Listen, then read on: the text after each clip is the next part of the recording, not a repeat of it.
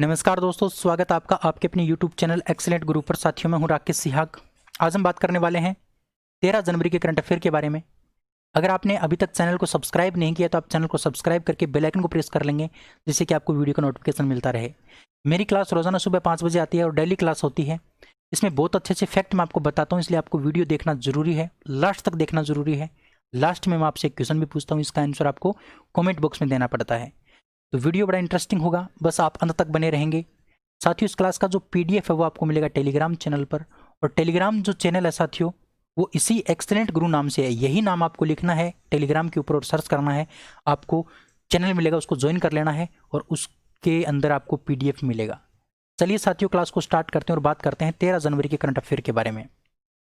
सबसे पहले डिस्कस करेंगे जो कल मैंने आपसे क्वेश्चन पूछा था, 12 जनवरी को जो क्वेश्चन पूछा था उसके बारे में। क्वेश्चन मैंने आपसे पूछा था कि अखिल भारतीय शतरंज संघ यानी ऑल इंडिया चेस फेडरेशन के नए अध्यक्ष कौन नियुक्त हुए हैं। तो इसका आंसर था संजय कपूर, जो आपने सही आंसर बताया था। बहुत सारे दोस्तों ने इसका आंसर दिया भी था। तो अखिल भारतीय शतरंज संघ ऑल इंडिया चेस फेडरेशन के नए अध्यक्ष कौन बने हैं? संजय कपूर बने हैं। अब हम बात करते हैं आज के पहले क्वेश्चन की। आज का पहला क्वेश्चन है कि 2021-22 के लिए UNSC के 3 मुख्य सहायक निकाय आतंकवाद विरोधी समिति, तालिबान प्रतिबंध समिति और लीबिया प्रतिबंध समिति की अध्यक्षता किसे सौंपी गई है। यानी जो आतंकवाद विरोधी समिति, तालिबान प्रतिबंध समिति और लीबिया प्रतिबंध जो समिति है उसके अध्यक्ष कौन बने हैं, ये आपको बताना है। ऑप्शन नंबर डी आपका बिल्कुल राइट आंसर होगा। ऑप्शन नंबर डी यानी भारत।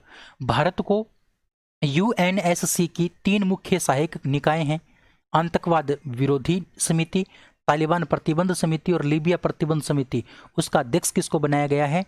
भारत को बनाया गया है। साथियों, यहाँ पर अगर हम बात करते हैं आतंकवाद विरोधी समिति की, तो आतंकवाद विरोधी समिति पूरे विश्व के अंदर आतंकवाद के खिलाफ क्या करती है? काम करती है। तालिबान प्रतिबंध समिति अफगानिस्तान में शांति का काम करती है, शांति स्थापित करने का काम करती है तालिबान प्रतिबंध समिति, और लीबिया के अंदर शांति बहाली का काम करती है लीबिया प्रतिबंध समिति। हम बात करते हैं UNSC की, तो UNSC एक UNO का ही पार्ट है। UNO की ही एक क्या है? संगठन है UNSC, जिसको हम बोलते हैं संयुक्त राष्ट्र सुरक्षा परिषद। संयुक्त राष्ट्र सुरक्षा परिषद यानी यूनाइटेड नेशन सिक्योरिटी कमीशन इसको बोल सकते हैं। इसका जो मुख्यालय है, इसका जो हेडक्वार्टर है वो आपका न्यूयॉर्क के अंदर। कहाँ पर है? न्यूयॉर्क में। न्यूयॉर्क में इसका हेडक्वार्टर है। साथियों, एक बात आपको ध्यान रखनी है, हाल ही में भारत ने आठवीं बार सदस्य बना है किसका? UNSC का अस्थायी सदस्य। अस्थायी सदस्य कहने का मतलब 2 साल के लिए अपना कार्यकाल स्टार्ट किया है भारत ने UNSC के अंदर। UNSC में 15 सदस्य होते हैं, उसमें से 10 सदस्य अस्थायी होते हैं जिनका हर 2 साल के बाद इनको नियुक्त किया जाता है, जैसे अभी भारत को किया गया है 8वीं बार, है ना। उसके बाद 5 जो सदस्य होते हैं वो स्थायी सदस्य होते हैं। 5 सदस्य इसके स्थायी सदस्य होते हैं जिनके पास क्या होता है? वीटो पावर होता है। ठीक है ना, ये बातें आपको ध्यान रखनी है। अगला क्वेश्चन है कि भारत में किस दिन से कोविड-19 टीकाकरण अभियान शुरू किया जाएगा, यानी कोविड-19 के टीके लगाए जाएंगे, वो कब से लगाए जाएंगे भारत के अंदर? तो ध्यान रखना साथियों, 16 जनवरी से, आज से 3 दिन बाद 16 जनवरी से टीके लगने स्टार्ट हो जाएंगे कोविड-19 के। अब वो 2 टीके कौन कौन से जिनको काम में लिया गया है, तो वो 2 टीके होंगे साथियों। एक तो आपका होगा कोविड शील्ड और दूसरे का नाम है साथियों कोवैक्सीन। दूसरे का नाम है कोवैक्सीन। कोविड शील्ड को किसने बनाया है? तो कोविड शील्ड को बनाया है एक तो आपके सीरम इंस्टीट्यूट ने। सीरम इंस्टीट्यूट के साथ में कौन कौन मिला है? सीरम इंस्टीट्यूट के साथ में एक तो आपका ऑक्सफोर्ड यूनिवर्सिटी मिला है, और प्लस आपकी एक एस्ट्राजेनेका नाम की कंपनी है, एस्ट्राजेनेका नाम की कंपनी UK की। इन तीनों ने मिलकर के इस कोविड शील्ड को बनाया, और कोवैक्सीन को बनाया भारत बायोटेक ने। किसने बनाया? भारत बायोटेक ने बनाया है। और इन दोनों वैक्सीन को आपातकालीन स्थिति में उपयोग करने की मतलब जो मंजूरी है वो भारत सरकार ने दी थी। अब 16 जनवरी से प्रथम चरण की शुरुआत हो जाएगी। 16 जनवरी से सबसे पहले सुरक्षा कर्मियों को टीके लगाए जाएंगे, उसके बाद 50 साल से उम्र के ऊपर के जो व्यक्ति हैं उनको क्या है? इसके टीके लगाए जाएंगे। अगला क्वेश्चन है कि बोरिस जॉनसन द्वारा भारत का दौरा रद्द किए जाने के बाद गणतंत्र दिवस 2021 के नए मुख्य अतिथि कौन होंगे? यानी पहले बोरिस जॉनसन भारत के गणतंत्र दिवस के मुख्य अतिथि चुने गए थे, लेकिन उन्होंने मना कर दिया। क्यों? क्योंकि वहाँ पर एक नया स्ट्रेन आ गया है, कोविड-19 का ही दूसरा रूप आ गया है, उसके चलते वो भारत में नहीं आना चाहते, उन्होंने अपना दौरा रद्द कर दिया। अब गणतंत्र दिवस 2021 के मौके पर मुख्य अतिथि के रूप में भारत ने किसको चुना है? तो साथियों, किसको इन्वाइट किया है? चंद्रिका प्रसाद संतोखी को। चंद्रिका प्रसाद संतोखी को भारत ने 2021 गणतंत्र दिवस के मुख्य अतिथि के रूप में नियुक्त किया है या फिर इनवाइट किया है। अच्छा, चंद्रिका प्रसाद संतोखी कौन है? तो साथियों ध्यान रखना, ये सूरीनाम के राष्ट्रपति हैं। सूरीनाम के राष्ट्रपति हैं, जिनको भारत 2021 में मुख्य अतिथि के रूप में नियुक्त किया है या फिर इनवाइट किया है। यहाँ पर एक इंपॉर्टेंट बात आपको ध्यान रखनी, कमला हैरिस के बारे में। कमला हैरिस उपराष्ट्रपति बनी है साथियों, कहाँ की? अमेरिका की। और अमेरिका के इतिहास में पहली अश्वेत उपराष्ट्रपति जो बनी है वो कौन बनी है? महिला कौन बनी है? कमला हैरिस बनी है, जो भारत से क्या करती हैं? भारत की मतलब से बिलोंग भी करती हैं, है ना। ये भारतीय मूल की महिला हैं, कमला हैरिस।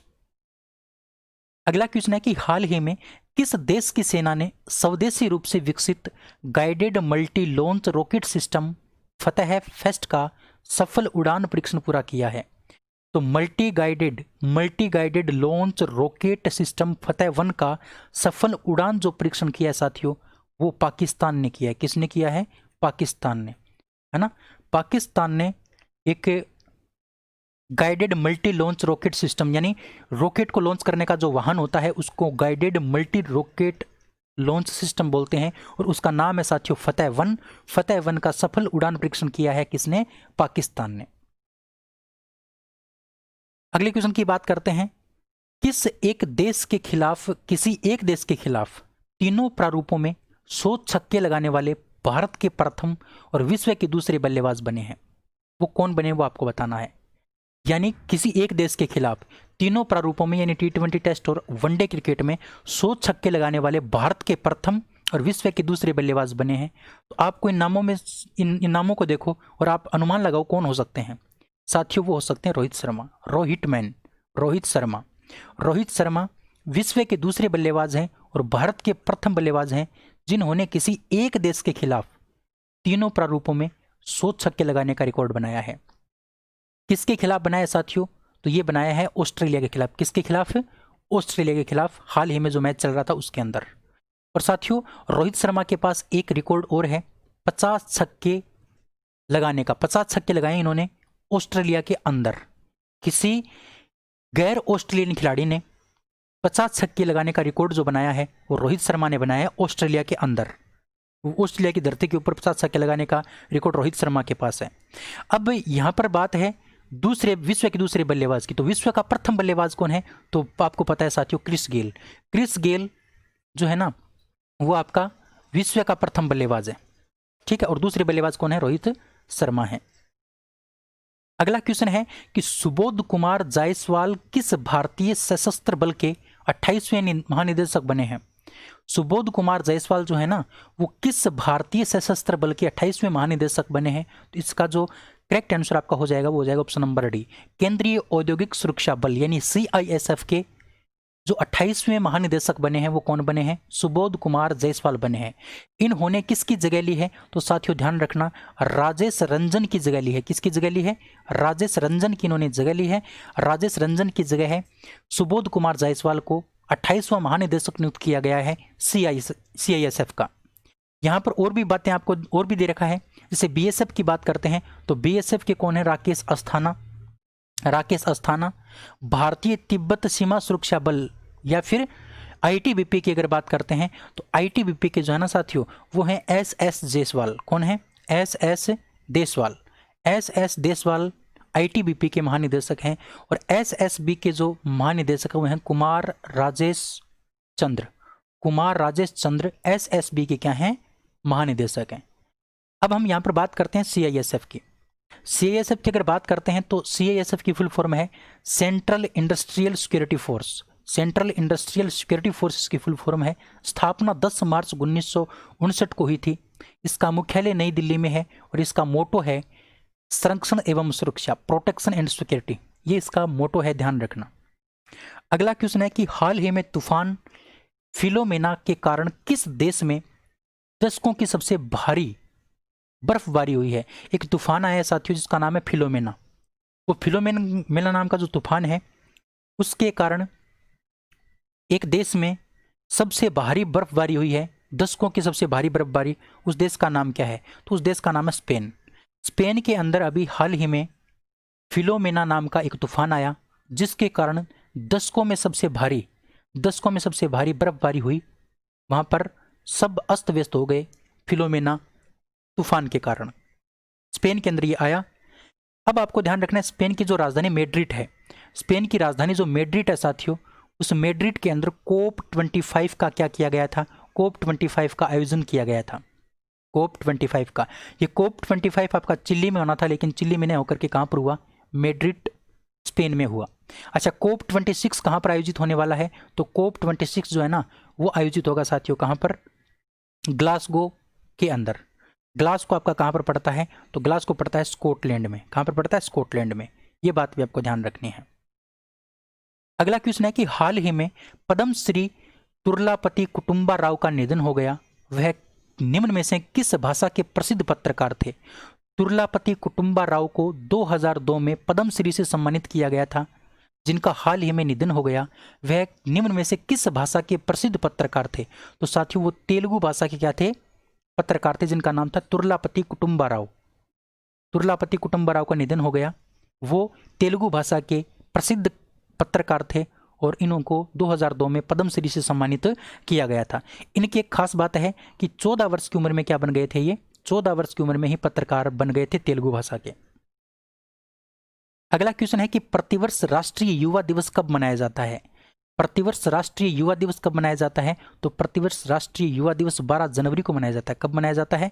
12 जनवरी को। अच्छा, 12 जनवरी को ही क्यों मनाया जाता है? तो मैं आपको बता दूं, 12 जनवरी 1863, 12 जनवरी 1863 के दिन स्वामी विवेकानंद जी का क्या हुआ था? स्वामी विवेकानंद जी का जन्म हुआ था 12 जनवरी 1863 को। स्वामी विवेकानंद जी का जो गुरु थे उनका नाम था रामकृष्ण परमहंस। रामकृष्ण परमहंस स्वामी विवेकानंद जी के गुरु थे। अच्छा, 1897 के अंदर जो स्वामी विवेकानंद जी हैं उन्होंने रामकृष्ण जो मिशन है उसकी स्थापना की थी। ये बात भी आपको ध्यान रखना है। और साथियों जो आपका स्वामी विवेकानंद जी हैं उनका एक प्रसिद्ध भाषण है जो उन्होंने शिकागो के अंदर दिया था, शिकागो अमेरिका के अंदर दिया था। वो कब दिया था? 1893 ईस्वी में दिया था। ये जीके का बहुत इंपॉर्टेंट क्वेश्चन बनता है आपके लिए। एक बात आपको और ध्यान रखनी है साथियों, 12 जनवरी से एक राष्ट्रीय युवा महोत्सव स्टार्ट किया गया है। राष्ट्रीय युवा महोत्सव स्टार्ट किया गया है इसी 12 जनवरी से। तो वो किसके द्वारा किया गया है? तो वो केंद्रीय खेल मंत्रालय ने स्टार्ट किया है। केंद्रीय खेल मंत्रालय ने राष्ट्रीय युवा महोत्सव 12 जनवरी से स्टार्ट किया है। ये बात भी आपको ध्यान रखनी है। ये साथियों पीछे का आ गया, ये कट है। आगे अगले क्वेश्चन की बात करते हैं। अगला क्वेश्चन है कि हाल ही में वर्ल्ड रिकॉर्ड्स इंडिया बुक ने किस 5 वर्षीय बच्ची को youngest kid to identify flags and country names के खिताब से सम्मानित किया है? उस 5 वर्षीय बच्ची का नाम आपको बताना है जिसको वर्ल्ड रिकॉर्ड्स इंडिया बुक ने youngest kid to identify flags and country names के खिताब से सम्मानित किया। तो उसका नाम है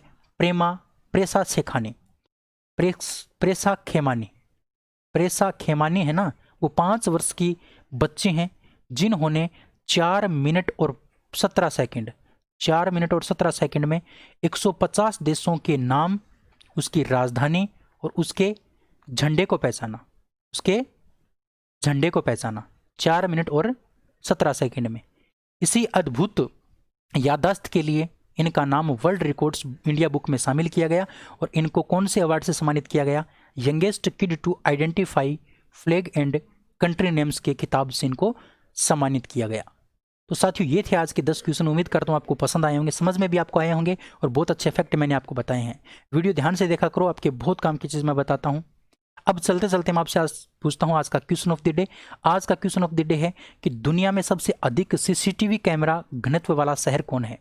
सीसीटीवी कैमरा घनत्व वाला शहर कौन बना है? तो ध्यान रखना साथियों, इसका करेक्ट आंसर आपको कमेंट में देना है। कमेंट करना है आप सभी को, देखता हूँ कौन कौन कमेंट करता है। अगर आपको वीडियो पसंद है तो आप वीडियो को शेयर जरूर करेंगे, लाइक आप जरूर करेंगे, और साथ ही उस क्लास का PDF प्राप्त करने के लिए आप टेलीग्राम चैनल को ज्वाइन करेंगे। टेलीग्राम चैनल जो है ना, उसका लिंक वीडियो के डिस्क्रिप्शन में, वहाँ से आप ज्वाइन कर सकते हैं और इसका PDF प्राप्त कर सकते हैं। आज के इस वीडियो में इतना ही, अगले वीडियो में फिर मिलते हैं, तब तक के लिए जय हिंद जय भारत, थैंक यू, धन्यवाद।